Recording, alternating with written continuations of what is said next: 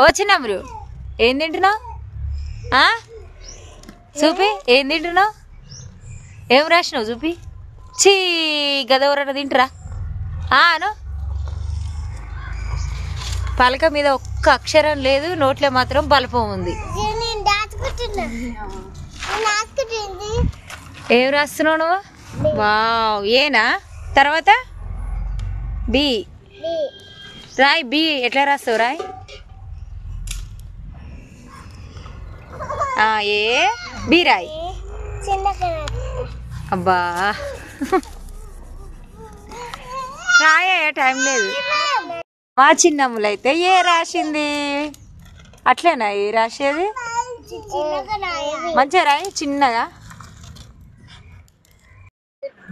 అమ్మో ఏ డి బినా?